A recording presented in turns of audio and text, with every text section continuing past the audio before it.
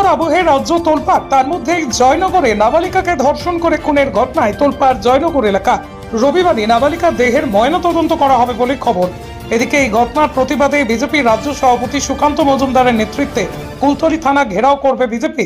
বিকেলে বামেদের কর্মসূচি রয়েছে। তাই শুধু নয়, আরজিকর কাণ্ডে সিনিয়র ডাক্তারদের প্রতিনিধি দলও যাবে জয়নগরে।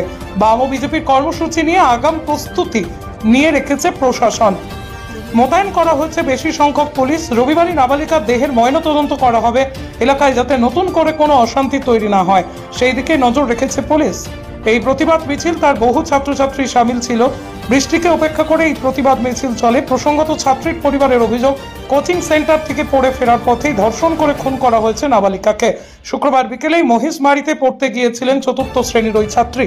প্রথমেই পুলিশ তৎপর হলে নাবালিকাকে বাঁচানো যেত বলেই দাবি করছে পরিবার। এলাকাবাসীদের দাবি, ছাত্রীকে ধর্ষণ করে খুনের ঘটনায় দোষীকে দৃষ্টান্তমূলক শাস্তি অর্থাৎ ফাঁসি দেওয়ার ব্যবস্থা করে পুলিশ প্রশাসন। আমরা এই কিপাগালি গ্রাম থেকে বেরিয়েছি। আমরা এখান থেকে যাব মহিষমারি বাজার আইসি ক্যাম্পের ওখান থেকে হয়ে আমাদের আরো ভাইয়েরা আছে, আমরা যাব জয়নগর থানার কাছে। কতগুলো গ্রামের মানুষ বেরোচ্ছে? আমরা কিপাগালি আমাদের 6টা গ্রাম আমরা বেরোচ্ছি এবং আরো আশেপাশে থেকে প্রচুর মানুষ আসবে এবং আমরা যাব কয়েক লক্ষ মানুষ আজকে জয়নগর থানা ঘেরাও করতে।